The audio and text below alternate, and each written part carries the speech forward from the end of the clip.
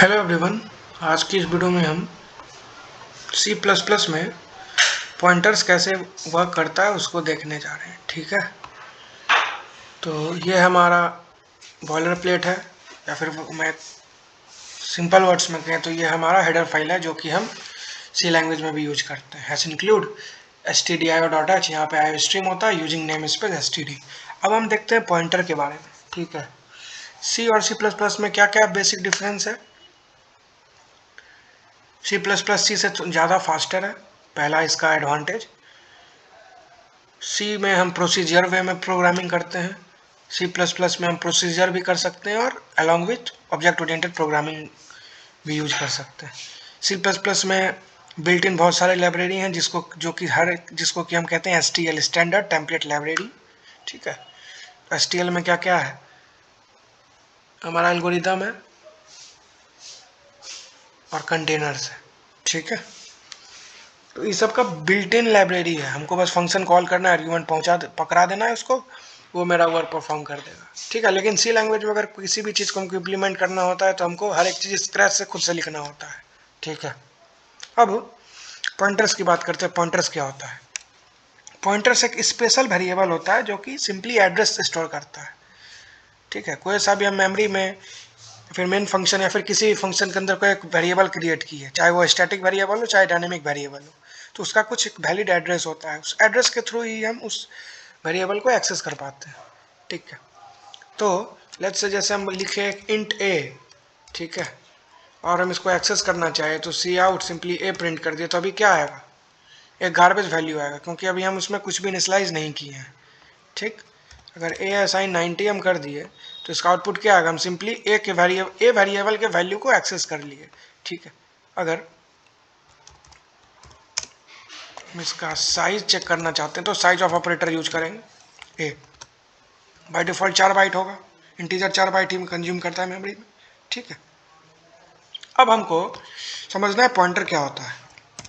मान लीजिए अगर पॉइंटर नहीं होता तो क्या होता। ठीक है, अगर पॉइंटर नहीं होता ना तो जितने हमारे डायनेमिक डेटा स्ट्रक्चर हैं सबसे पहले वो पिक्चर में आते ही नहीं। जो भी मेमोरी हमारा रन टाइम पे हो रहा है तो इससे स्टैटिक पे ही काम होता। अगर हमारे पास डायनेमिक डेटा नहीं होता या फिर डायनेमिक मेमोरी लोकेशन नाम की चीज़ नहीं होती तो कंप्यूटर प्रोग्रामर का इतना लाइफ हार्श हो जाता ना, ऐसे भी है और भी हार्श हो जाता। क्यों हार्श हो जाता वो बताता हूँ। सारा कुछ स्टैटिक रहता। ठीक है, हम रोबस्ट अपने एप्लीकेशन को बना ही नहीं पाते।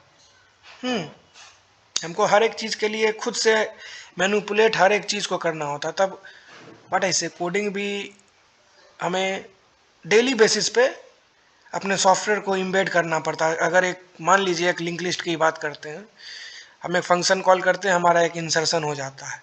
अगर स्टैटिक टाइप रहता है, जैसे एरे है हमारा 1 डायमेंशनल एरे, पहले हमारे क्लास में मान लीजिए एक बैंक के लिए सॉफ्टवेयर बनाए, 100 इंसान का उसमें रिकॉर्ड है कि उसके अकाउंट में क्या है, कितना पैसा है, कब खुला है, क्या है, सारा कुछ।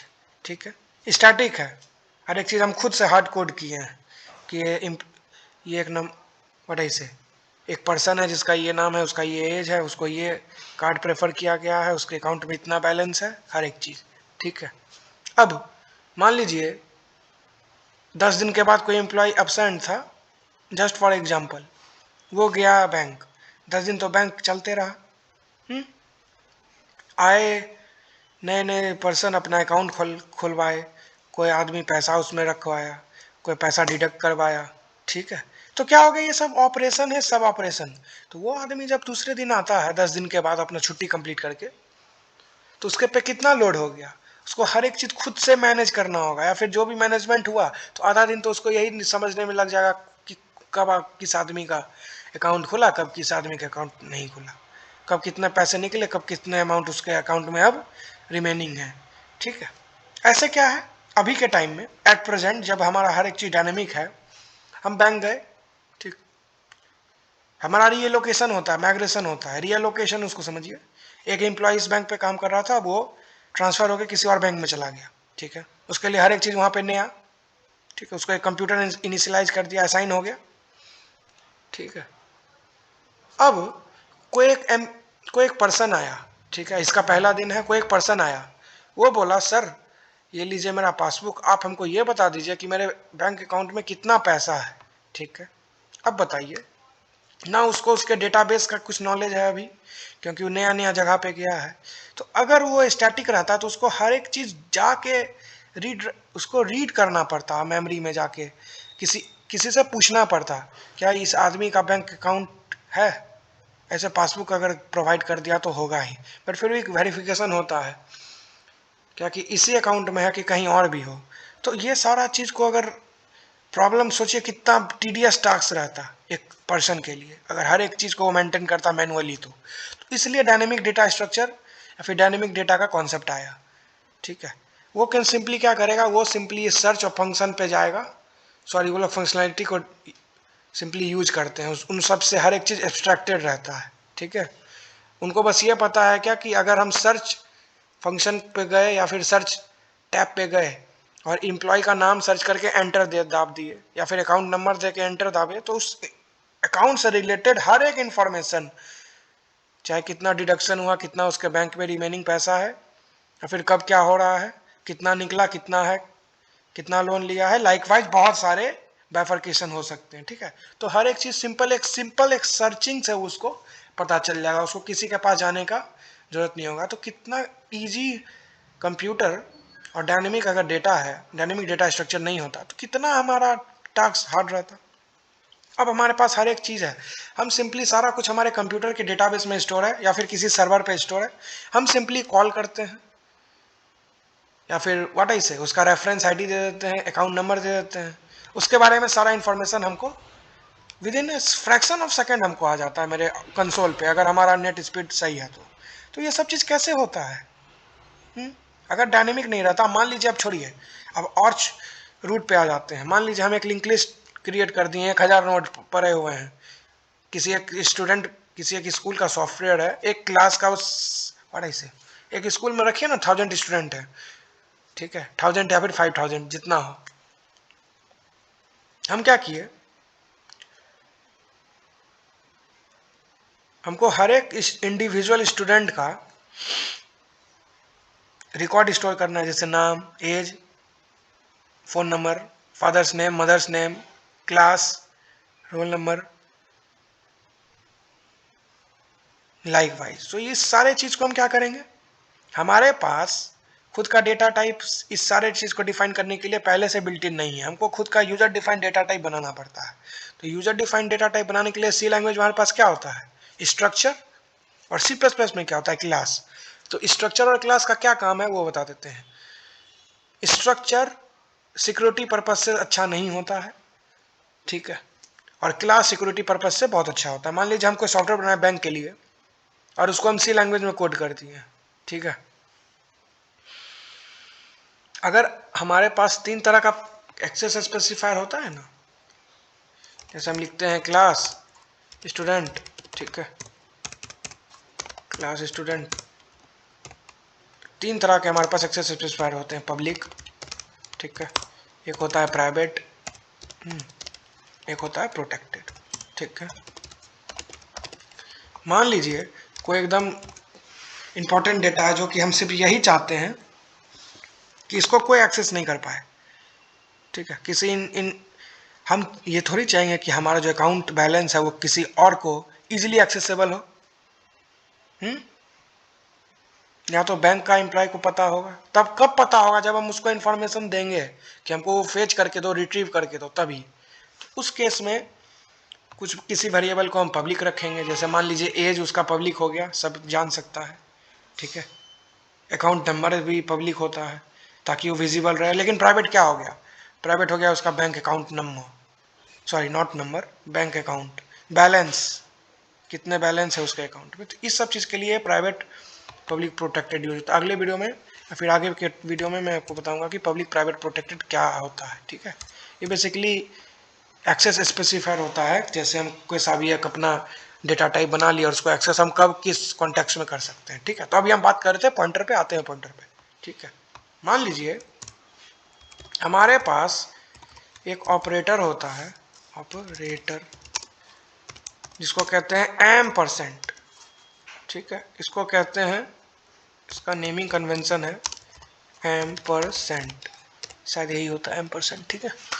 मुझे स्पेलिंग उतना अच्छे से याद नहीं है, बट यही होता है, ठीक है। ये क्या करता है, किसी भी ऑपरेटर के आगे अगर ये एम्परसेंट ऑपरेटर लगा के प्रिंट करा दिया ना, तो उसका वो बेस एड्रेस हमको प्रिंट कर देगा। और हमको पता है मेमोरी में बेस एड्रेस हमेशा हेक्साडेसिमल फॉर्मेट में स्टोर होता है। अगर सी आउट लिख के हम, ठीक है, न्यू लाइन करेक्टरली यहाँ यूज कर सकते हैं। अगर हम simply address of a print किए, wait, address of a print किए, तो इसका आउटपुट देखते हैं क्या आता है। ओके, तो ये क्या दिख रहे हैं हमें, ये कुछ 0x7FFD करके है। तो ये हमें उस एड्रेस का, सॉरी, वो वेरिएबल जिस मेमोरी में स्टोर है, किसी ब्लॉक में स्टोर है, 4 बाइट उसको मिला है, वहाँ पे स्टोर है 90 बाइनरी में कन्वर्ट होके, क्योंकि कंप्यूटर बाइनरी समझता है। अब हम उसका एड्रेस एक्सेस करना चाह रहे हैं, क्योंकि कहीं पर भी मेमोरी ही है या फिर हमारा घर ही है, तो उसका कुछ एड्रेस होगा ना। किसी आदमी को कह दे हम यहाँ रहते हैं, तो हम तक कब कैसे उसको एक्सेसिबल है, जब तक हम उसको अपना एड्रेस नहीं बताते तब तक एक्सेस वो हमको हमारे घर पे ना ही आ सकता, ना ही हमसे मिल सकता। उसी तरह कंप्यूटर कैसे जानेगा कि ये इंटीजर वेरिएबल कहाँ उसको मेमोरी मिली है, क्योंकि मेमोरी तो मिलेगी।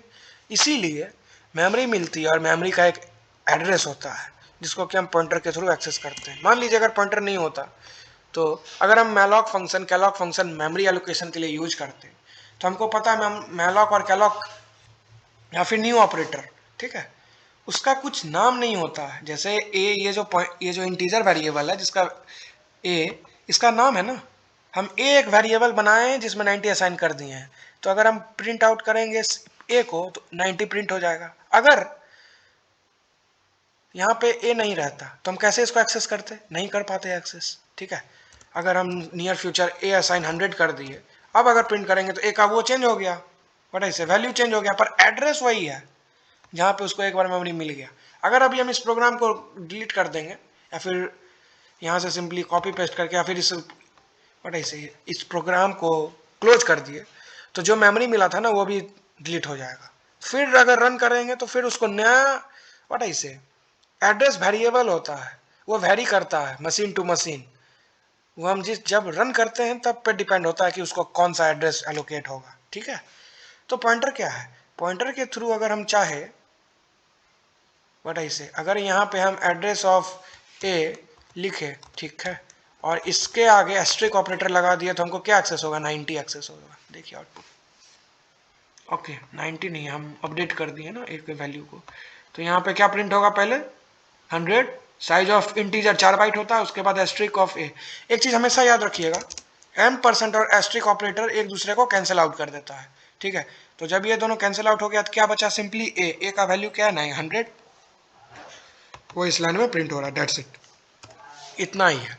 और पॉइंटर किस टर्म्स में हम यूज करते हैं, जब हमको कॉल बाय रेफरेंस करना होता है, ठीक है। मतलब कोई भी हम एक फंक्शन क्रिएट कर रहे हैं, उसमें उसको हम उस फंक्शन को ये कैपेबिलिटी दे दिए कि वो इस वेरिएबल को एक्सेस कर सकता है, मॉडिफाई कर सकता है, या फिर अपडेट कर सकता है, ठीक है।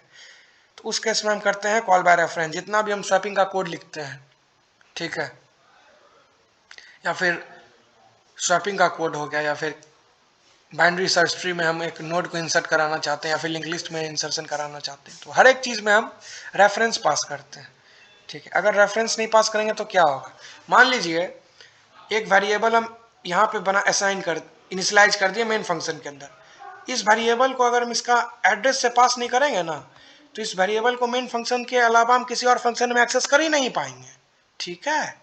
ये होता है की डिफरेंस, इसीलिए हमको कॉल बाय रेफरेंस के टर्म्स में भी हम वेरिएबल को एक्सेस, अगर हमको किसी फंक्शन के अंदर कोई वेरिएबल बना हुआ है, उसको अगर हमको किसी और फंक्शन में एक्सेस करना है, तो हमको call by reference he use करना होगा। कॉल बाय वैल्यू में क्या होता है, सिंपली वैल्यू कॉपी होती है, इससे ज्यादा और कुछ नहीं होता है।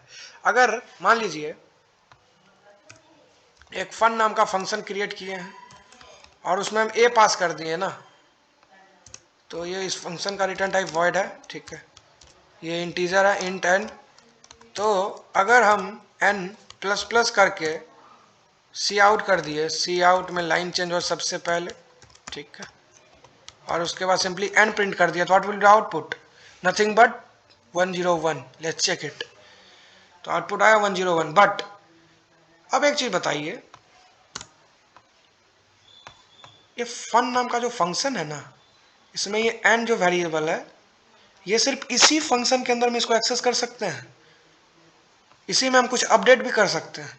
बट जैसे ही इस फंक्शन से कंट्रोल हमारा प्रोग्राम, सॉरी, इस फंक्शन से कंट्रोल हट गया, तो ये मेमोरी ऑटोमेटिकली लॉस्ट हो जाएगी। n वेरिएबल अब एग्जिस्ट करेगा ही नहीं। क्यों ऐसा करेगा? क्योंकि n लोकल वेरिएबल है। ठीक है, फंक्शन के अंदर हम जो भी वेरिएबल बनाते हैं वो लोकल होता है। मान लीजिए अगर इंट स्टार ए असाइन न्यू ऑपरेटर के हेल्प से, अभी हम एक सैंपल दिखा रहे हैं, कोई एक हम नोड क्रिएट कर लिए या फिर कोई एक ब्लॉक क्रिएट कर लिया रन टाइम पे, 4 दे देते हैं। ठीक है, और मान लीजिए बस नोड क्रिएट करके छोड़ दिए, हमारा फंक्शन एंड हो गया और कुछ नहीं हुआ। तो क्या हुआ? ये तो हमारा क्या है, लोकल वेरिएबल।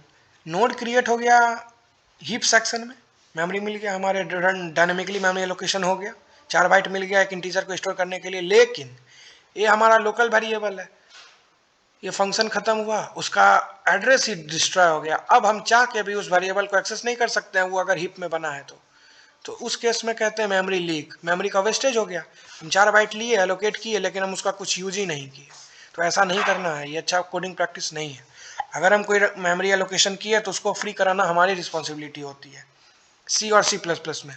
अगर पाइथन और जावा का बात करें तो वहाँ पे गार्बेज कलेक्शन नाम का चीज़ होता है। ठीक है, तो वो क्या करता है, जितना भी मेमोरी एलोकेशन अगर हम वहाँ पे करते हैं या फिर कोई सा भी वेरिएबल क्रिएट करते हैं, तो ऑटोमेटिकली वो हमारा प्रोग्रामिंग लैंग्वेज ही इतना रोबस्ट है कि वो सारा चीज़ वो हैंडल कर लेता है। लेकिन C और C++ में हमको खुद से ये फ्री कराना होता है। अगर हम यहाँ पे डिलीट ऑपरेटर यूज कर लें, DELET, ठीक है, डिलीट है, तब हमारा कोड बिल्कुल सही आएगा। ठीक है, तब मेमोरी एलोकेशन जो हम किए उसको फ्री कराती है।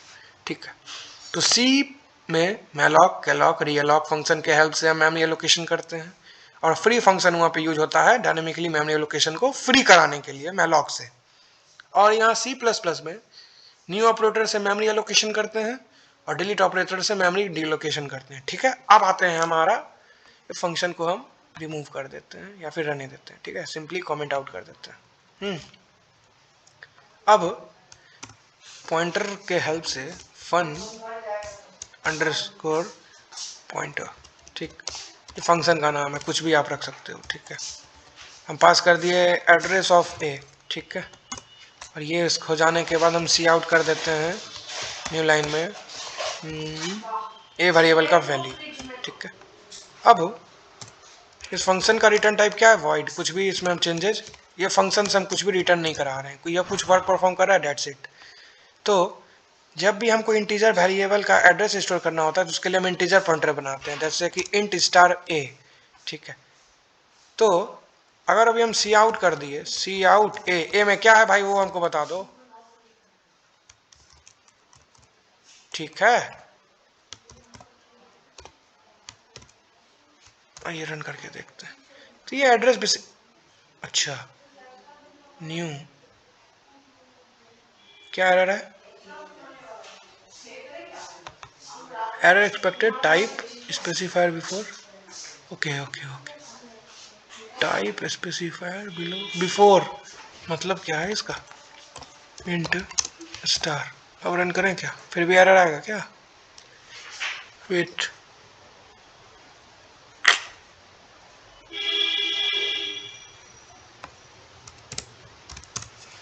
ए असाइन,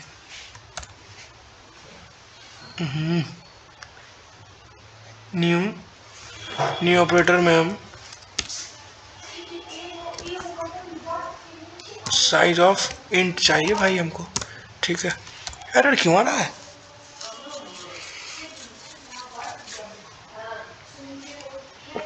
टाइप स्पेसिफायर। अच्छा छोड़िए, इसको हम कल देख लेते हैं। ठीक है, अभी हमको याद उतना अच्छे से नहीं आ रहा है एरर क्यों आ रहा है। ठीक है, तो हम क्या देख रहे हैं, हमारा कंट्रोल देख लेते हैं कैसे कैसे एग्जीक्यूशन हुआ है। सी आउट में ए प्रिंट किया और उसका साइज प्रिंट कर दिया। ठीक है, डीरेफरेंसिंग ऑपरेटर के हेल्प से हम वैल्यू एक्सेस किए, उसके बाद ये फंक्शन कॉल किए। ठीक है, और उसके बाद ये फंक्शन कॉल किए तो कंट्रोल हमारा फंक्शन के बॉडी में गया, वहाँ पे हम इसका एड्रेस प्रिंट करा दिए जो कि हेक्साडेसिमल फॉर्मेट में स्टोर हो, सॉरी प्रिंट हो गया है। उसके बाद हमने ए के वैल्यू को प्रिंट कर दिया। ठीक है, अब हम क्या पास किए, एड्रेस ऑफ ए, मतलब उस वेरिएबल का एड्रेस पास कर दे। तो इस फंक्शन फन पॉइंटर नाम का जो फंक्शन है, इसके पास ये कैपेबिलिटी आ गया है कि अगर इस वेरिएबल को ये एक्सेस करना चाहेगा तो एक्सेस कर ही लेगा, उसका एड्रेस प्रिंट करना चाहेगा वो भी करा लेगा। बट इसके पास एक और कैपेबिलिटी हो गया कि मेन फंक्शन के अंदर जो हम वेरिएबल बनाए थे ना, इस फंक्शन को वो कैपेबिलिटी, वो पावर प्रदान कर दिए हैं कि ये चाहे तो मेन फंक्शन के अंदर जो वेरिएबल ए बनाए हैं उसका वैल्यू को अपडेट कर सकता है। जैसे ए असाइन हम 0 कर दिए ना, अब देखिएगा हमारे प्रोग्राम का नेचर क्या है। क्या हुआ, इस लाइन के चलने से हमारा ए प्रिंट हुआ, ए का क्या वैल्यू हो गया 0। लेकिन ये काम हम किए कहाँ, हम ये फन अंडरस्कोर पॉइंटर नाम के फंक्शन में हम चेंजेस किए, लेकिन ये हमको मेन फंक्शन में क्यों रिफ्लेक्ट हुआ। यहाँ पे तो ए का वैल्यू 100 था तो 100 प्रिंट होना था। ऐसा इसलिए नहीं हुआ क्योंकि हम यहाँ पे जो फंक्शन कॉल किए उसमें हम एड्रेस पास कर दिए, और यहाँ पे उस एड्रेस डी रेफरेंस ऑपरेटर के हेल्प से हम उस एड्रेस तक गए, उस वेरिएबल तक गए, उसमें एक वैल्यू असाइन कर दिया 0। इसीलिए जब हम यहाँ पे हमारा कंट्रोल आया फंक्शन के बॉडी एग्जीक्यूट हो जाने के बाद, तो प्रिंट हम करवाए ए, तो अब ए में 100 नहीं है, अब ए में 0 हो गया है। ठीक है, इस तरह से पॉइंटर के हेल्प से हम बहुत कुछ मैनिपुलेशन कर सकते हैं। बेसिकली पॉइंटर बहुत इंपॉर्टेंट चीज़ है, पॉइंटर, रिकर्शन और डायनेमिक प्रोग्रामिंग, ये तीनों चीज़ जिसको कंप्यूटर साइंस में आ गया ना, बात खत्म, फिर तो प्रो है प्रो। ठीक है, अब मान लीजिए एक स्वैपिंग का कोड हम लिखते हैं। ठीक है, इंट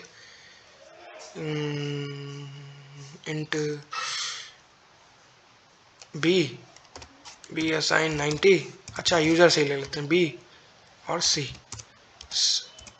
यूजर को एक मैसेज दे दिया सी आउट, भाई 2 नंबर एंटर कर दो, एंटर 2 नंबर्स। यूजर 2 नंबर को एंटर कर देगा। लाइन चेंज करने के लिए हम एंडल यूज कर लिए। सी इन फंक्शन के हेल्प से यूजर से हम इनपुट ले लिए बी में और सी में। इसके बाद हम एक स्वैप नाम का फंक्शन कॉल किए, उसमें हम एड्रेस ऑफ बी पास किए और एड्रेस ऑफ सी पास किए। इसके बाद कुछ नहीं, सी आउट किए, स्वैप हो जाने के बाद बी और सी का वैल्यू प्रिंट कर देना भाई, और आप कुछ मत करना, इतना काफ़ी है। सॉरी। अब इस स्वैप फंक्शन को हम करते हैं डिफाइन वाइड स्वैप। ठीक है, इसमें हम एड्रेस पास कर रहे हैं। स्वैप हो जाने के बाद सी आउट में हम लाइन चेंज कर देते हैं। ठीक है, जो हमारा कंट्रोल न्यू लाइन में आ जाए। इसमें हम एड्रेस पास करें तो एड्रेस को हम स्टोर करते हैं पॉइंटर में, इंट स्टार ए इंट स्टार बी। ठीक है, अब हम क्या करेंगे, एक वेरिएबल क्रिएट करते हैं सी, जिसमें हम असाइन कर देते हैं स्ट्रिक ऑफ ए। जो भी पहले वेरिएबल का वैल्यू है वो डी रेफरेंसिंग ऑपरेटर के हेल्प से हम उस वेरिएबल तक पहुंच गए। उसके बाद अब एड्रेस स्ट्रिक ए में असाइन कर देते हैं स्ट्रिक बी, मतलब पहले वेरिएबल में दूसरे वेरिएबल का वैल्यू कॉपी कर दिया, अब दूसरे वेरिएबल में पहले वेरिएबल का वैल्यू कॉपी करना है। तो स्ट्रिक बी हो गया दूसरा वेरिएबल, और पहले वेरिएबल का वैल्यू किस में है, सी में हो गया, सिंपली असाइन कर दिया सी। अब इसको रन करके देख लेते हैं, हमारा काम कंप्लीट हो चुका है। ओके, एंटर टू नंबर 12 34, तो आउटपुट क्या है 34 और 12। अच्छा, थोड़ा सा फॉर्मेटिंग एरर है, तो एंटर टू नंबर के पहले लाइन चेंज हो जाए। ठीक है, अब लाइन चेंज हो जाने के बाद सी आउट, इस दोनों के बाद थोड़ा सा स्पेस आ जाए। ठीक है, ये जो प्रिंट हो रहा है उसमें कुछ स्पेस आ जाए। अब रन करते हैं। ठीक है, एंटर टू नंबर्स 1000, इस तो 10,000 हो गया ना, 20,000। ठीक है, तो आउटपुट क्या आया 2000 और 10,000। तो इस तरह से हम देखें कि हम कॉल बाय रेफरेंस के हेल्प से क्या क्या डिफरेंसेस या फिर क्या क्या चेंजेस, या फिर पॉइंटर नहीं होता तो क्या क्या ड्रॉबैक होता हमारे कोड में। ठीक है, इस तरीके से हम डी रेफरेंस ऑपरेटर, 2 ऑपरेटर आज हमको बस याद रखना है मेनली। एक है D reference operator, D referencing operator. ये अगर हम किसी भी एड्रेस के आगे लगा देते हैं तो उस एड्रेस पे जो वैल्यू है ये हमको वो फेच करके दे देता है। अब है हमारा एक एड्रेस ऑफ ऑपरेटर, जिसको हम कहते हैं एम% ऑपरेटर, एड्रेस ऑफ ऑपरेटर। ठीक है, इसका क्या साइन है एम% वाला। ये क्या करता है, किसी वेरिएबल के आगे अगर हम ये ऑपरेटर असाइन कर दिए, या फिर लिख दीजिए, तो उस वेरिएबल को का जो एड्रेस है ये हमको वो फेच करके दे देता है। ठीक है, तो आज के इस वीडियो में बस इतना ही, मिलते हैं अगले वीडियो में, तब तक के लिए थैंक यू, गुड बाय।